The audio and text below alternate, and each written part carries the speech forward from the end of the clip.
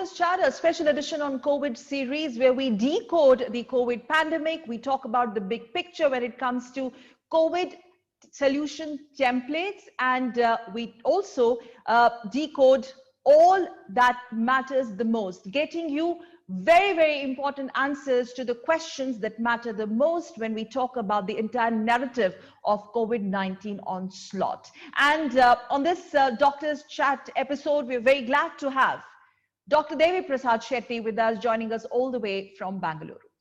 So it's an honor to have Dr. Devi Prasad Shetty with us on this very, very special and exclusive edition of Doctor's Chat. Dr. Shetty doesn't need an introduction, one of the finest and the bestest medical practitioners that the country has produced ever. He's also chairman and founder of Narayana Health, and we're going to talk about decoding COVID and all its aspects, parameters. Dr. Shetty, thank you so very much for talking to us on national news broadcaster Doordarshan. You know, you've been extensively writing and speaking about the third wave preparation to begin with. Biggest concern, what do you think, are to deal with? Are we now, as we speak, Dr. Shetty, in the grip of the situation? I'm optimistic that if there is a COVID third wave, which is likely, if we act well, the third wave can be converted like just a common cold rather than the COVID serious illness. It is possible, and I'm optimistic since we have time, we can do it. Because we have learned a lot in the last 1.5 years. As you know, Sakal, when the first wave came, it was awful. We didn't have PPEs. Doctors were wrapping themselves around with trash bin liners and wearing some motorcycle helmets and trying to take care of the patients. And we had no ventilators. Country hardly had some 30,000 ventilators. And in just 6 weeks, this government and the citizens did a phenomenal job. We became net exporters of PPEs, net exporters of ventilators, and we became self-sufficient.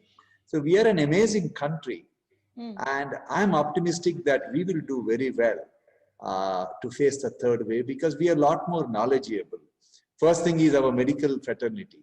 They are a lot more confident. Doctors are more confident. Nurses are more confident because of the vaccination. And we have better infrastructure.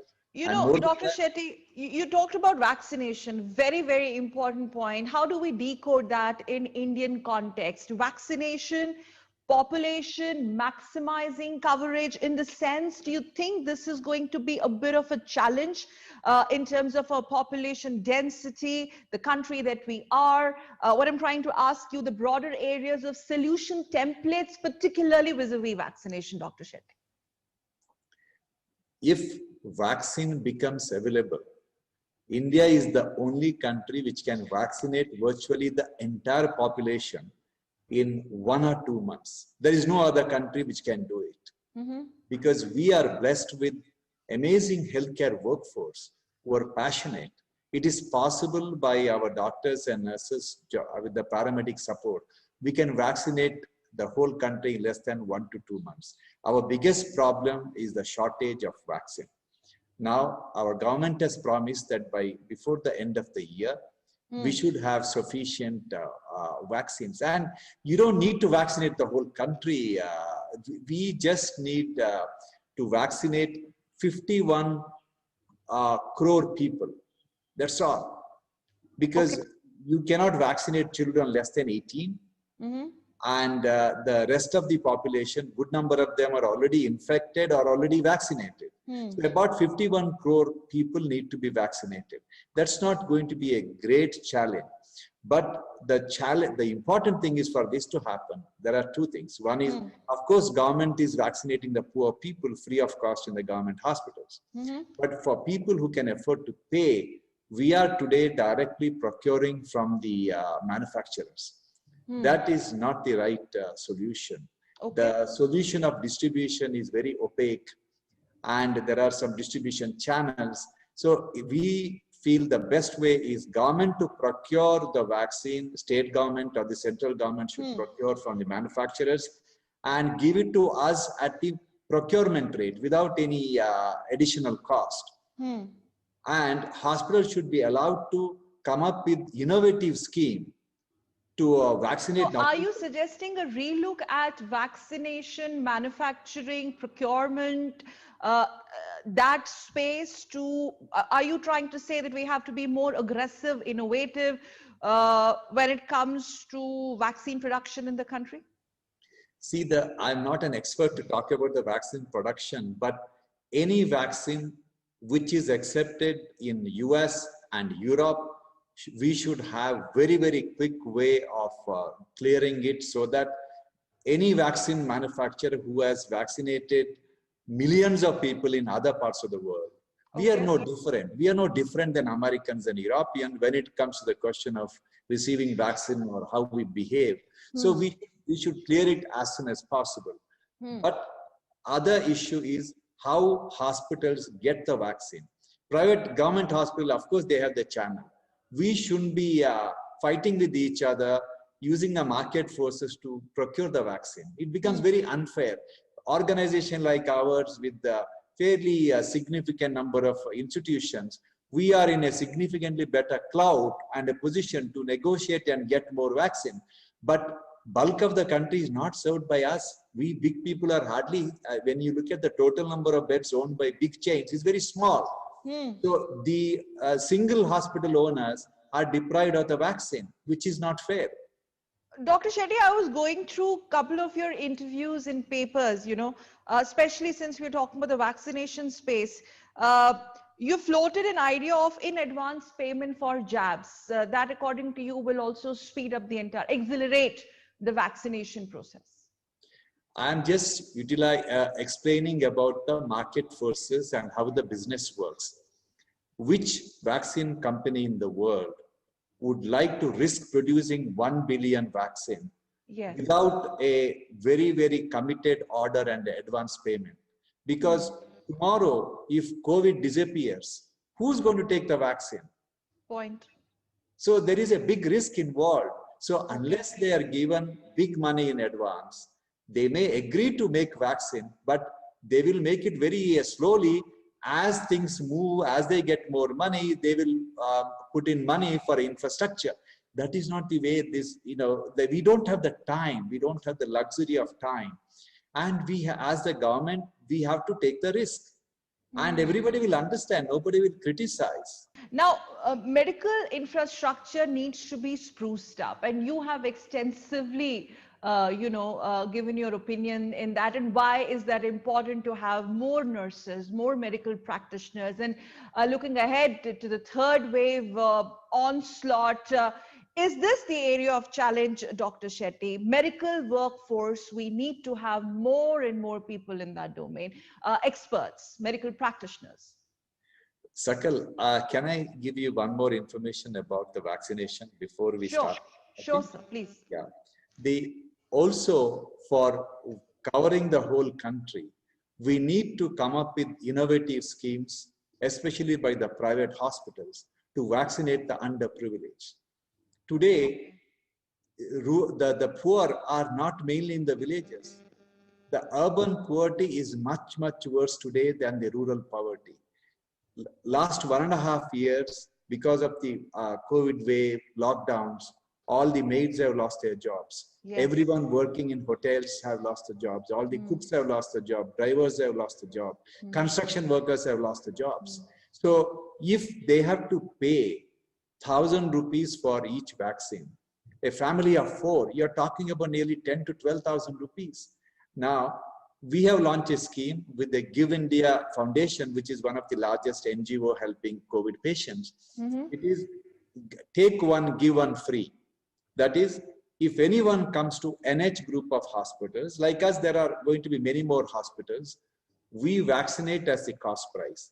Like Covishield, we procure at 600 rupees, Serum Institute, 30 rupees of GST, comes to 630. We vaccinate people who can afford at that price. But we also request them that we have offered our services free of cost. Please Okay. donate 630 rupees to Give India, who in turn will buy the vaccine and give it to poor people free of cost. That's a thought, actually. And I hope this really works. It's going to make a world of difference, Dr. Shetty. Dr. Shetty, can we now talk about the upscaling expansion of the medical workforce? This is concern, and we have to act upon it uh, as soon as possible. Pool of doctors, nurses in the country, add more and more to the sources that we have. How do we do that? Uh, Sakal, the COVID has exposed the soft underbelly of the Indian healthcare system. The fuel of delivering healthcare are doctors, nurses, and paramedics. Okay. And the way we are training them is mainly responsible for every problem we have in the country. I'll ask you some fundamental questions. You ask anybody in the country, any expert, any policymaker, how many doctors are working in the country? Nobody knows. I know various figures come up, 10 lakh doctors are there, 15 lakh doctors are there. I have seen the document of all these doctors. There are doctors who are registered to practice in 1935 in their registry. And according to the reports, they are still practicing. How is it possible? Okay. So nobody knows how many doctors are working in the country. That is a fundamental question. Okay. Second fundamental question is, what is the need of a country with 1.3 billion people? Nobody has till date done a study to find out how many gynecologists we require, how many pediatricians we require, how many anesthetists we require. Nobody knows. So if you do not know how many we have and how many we need, what planning are you talking about? So this is the fundamental question. The next fundamental problem we have is medical education has become an elitist affair. Children from poor families cannot dream of becoming doctors in India. So I can tell you, I keep repeating myself, outstanding doctors with magic in their fingers generally come from deprived background. And those kids have stopped dreaming of becoming doctors. Why? And we are going to pay heavy, heavy price for it because it is beyond their means. Do you know that if you are doing MD, DM in surgical oncology, the cost of education per year is over 1 crore rupees. How many people can afford to pay that kind of money?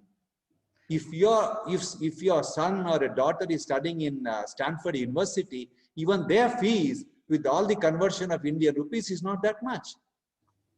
So in that space, Dr. Shetty, you've raised very, very pertinent points. And amidst this COVID onslaught, at least we need to make a beginning. And you think we're already, time is running short. We need more. We need more. And so you're trying to say that we don't have that conducive system so that we have more and more doctors coming in. Nurse, because we need them now more than ever. The short-term solution is we need to conduct the NEET PG exam as soon as possible. It is now supposed to be in September or October. We need to prepone it and give them, we are supposed to give them 1 month notice, and we should have it as soon as that 1 month or 1.5 months time. Now, why do we need to do it? Because over 180,000 young doctors are today sitting at home mugging those multiple choice questions, preparing for the exam. So if you conduct the exam now, about 35,000 to 40,000 of them will get the PG seat. And they will join the PG seat and they will definitely work in the COVID ICU in various hospitals where they get the PG seat. So you got extra 35 to 40,000 extra workforce. Then you are left with another 130,000 young doctors who will not go to COVID ICU. So you make an announcement saying that those of you who have failed this time, you work in COVID ICU for 6 months or 1 year. During your next PG exam, we will give you some grace marks. And grace mark is a existing concept in postgraduate and undergraduate medical education selection. Okay. Like when doctors work in rural area, they get a grace mark. Okay.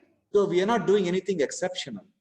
Okay. But give it to these doctors who are willing to work in COVID ICU, because according to me, the most important criteria to choose the doctor of the future is empathy and compassion. If a Well, doctor is willing to jump into COVID ICU and work there for 6 months or 1 year, that is the best test you can conduct to know how good doctor is going to be. The most important quality is empathy, compassion. Third is the skill. what were we doing till now, till COVID stuck? And how fast can we move and accelerate this medical infrastructure? We need more and more ICU beds. And it's not only about the COVID third wave that we are overall, if you look at the big picture. Sakal, if you really look at people who are dying because of the COVID, it is really not the COVID which is killing them. It is the overwhelmed health system in a short period of time, which becomes virtually ineffective. Once you say there is no ICU bed, there is no oxygen, what is the option for the patient? He has to die. So this is a situation what we faced, the number of patients we faced, any country in the world, whether it's a US or Europe, wouldn't have been able to manage all of them the way we people expect. It would have overwhelmed the British healthcare system or American healthcare system. Any developed country for that matter. Yeah, it wouldn't have been possible to live up to the people's expectations. That is a reality. Now, we can always say we could have done better, we could have done this. Retrospectively, yes, we could have definitely done a lot of things. Now, what we have to do is assume our strategy should be for the next wave. We have to assume that the third wave is going to be as bad as the second wave, or maybe 30% worse than second wave, or really? 60% worse than second wave. We should assume. I'm not saying it is going to happen. Okay. Right? I'm saying that as a strategy, when the country is preparing, we should be prepared for all the three scenarios and always prepare for the worst and hope for the best. You know, Dr. Shetty, you talked about the worst, prepare for the worst. Now, in this second wave, one of the major rallying points was the so-called reported oxygen shortage or alleged oxygen shortage. Supply of oxygen, overwhelming pressure on medical hospitals, infrastructure, all of that. Your assessment of oxygen supply chain production, how do we streamline this oxygen production slash supply chain trajectory ahead of the third wave? Because what we saw in the second wave was really, really harrowing, particularly from some states. First of all, any country, if the oxygen requirement of the country in normal situation was about 900 metric tons or 1,000 metric tons, I'm not sure the exact number, and it goes up to 9,000 or 10,000 metric tons in few days, no country can manage. That is the first limitation we all should understand. The second limitation is big cities where there are millions of people live. There is no oxygen production unit because medical oxygen is really not made for the medical oxygen. They are made for industries.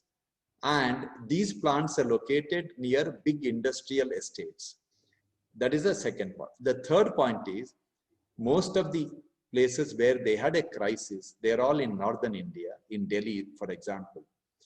They have to get oxygen from Eastern India, which is over 1,000 kilometers, 1,500 kilometers away. And these trucks have to carry the oxygen from 1,000 kilometers, 1,500 kilometers on a motorway where they cannot drive more than 30 kilometers or whatever per 30 miles or 30 kilometers per hour, right? You can just imagine. And the number of trucks when the oxygen shortage happened was less than 1,000. So I must compliment our government has done a very, very good job in addressing this issue. But the obvious problem is the logistical nightmare of shifting that much of oxygen.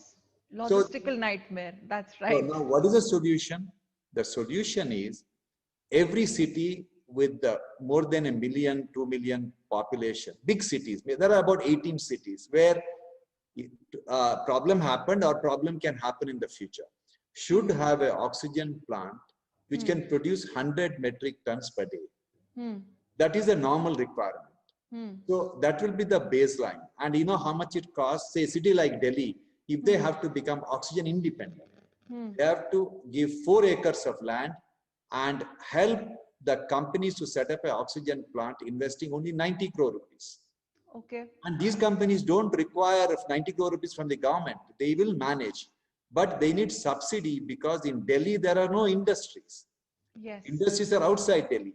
So the oxygen company obviously needs some kind of a subsidy and 4 acres of land so Delhi can become self-sufficient. Okay, so we're not going to really go back and revisit what really happened, as you rightly pointed out, Dr. Shetty.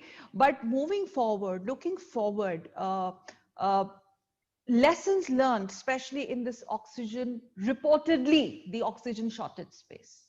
Have we learned lessons, big lessons here? We have learned a lot of lessons, and I am sure our government is planning to address all these issues.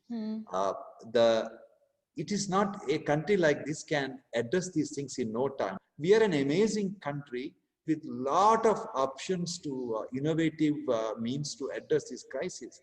There is no problem in the world we can't solve. But this will only happen if the government and the private sector works together. I can sense a lot of optimism and hope, Dr. Devi Shetty, the one and only Dr. Devi Shetty. But since we're talking about how we do this, you literally have calculations and arithmetics on your fingertips. Your thoughts on rural setup now, tier 2, tier 3 cities, and your assessment, what we saw in second wave, you think we were dealing with an unknown situation? Did we not see this whole oxygen fiasco coming? You talked about lessons learned. What about replicating now these success models in villages of the country where infrastructure really is, medical infrastructure, do you think is a bit of a concern? You see, unfortunately, healthcare delivery in tier 2, tier 3 cities, rural India is extremely poor. Now, what we can do? First thing is, when I said that NEET PG exam should happen right away, so that we will get this many doctors to join the hospital as PGs, then 130,000 doctors, if they are willing to work for grace mark, all of them should be posted in tier 2, tier 3 city government hospitals, because they are desperately in need of doctors, nurses, and paramedics. Absolutely. And they need it only for 1 month or 2 months. So we need to create a floating workforce of young doctors, young nurses who are passionate, and they should keep on moving from one district to the other based on the need. Because fortunately, COVID doesn't infect the whole country in one go. It keeps on moving from one place to the other, and the team should keep on moving, because ultimately the care of the patient, especially if the COVID infects children, they need a lot more care than the adults. Dr. Shetty, I was coming to that question. Now, children likely to face the real threat in third wave, likely to face. There's a lot of speculation. We don't need to press panic button. There is absolutely no panic. But what is it about children and COVID, third wave? You see, we hope and pray to God that it doesn't happen, and there is no definite evidence it will happen. Nobody in the world can say it will happen. But the nature of the virus to find a new host, that logic. Exactly, because they are not vaccinated, right? So they are the only people who are not vaccinated. So there is if it happens, last minute, you cannot prepare the infrastructure for managing kids. We will run out of kerosene syrup to oxygen mask. Things as simple as this. Now, why? Because availability of the material for the children's care is very, very, very difficult to procure. We run very large pediatric, we run perhaps world's largest pediatric surgical program. We keep an inventory of at least 3 to 6 months because you cannot procure these materials with a short notice because number of children in the world is very small in the developed world, and only developing countries like ours, we have about 156 million children who are less than 12-year-old. So we have the children, but we are not a big market for US and European manufacturers. So are we expanding the ambit of vaccination and getting children in near future under that cover? I wish it happens, but right now we have no clearance from the ICMR to vaccinate the kids. It may happen in the future. Yeah.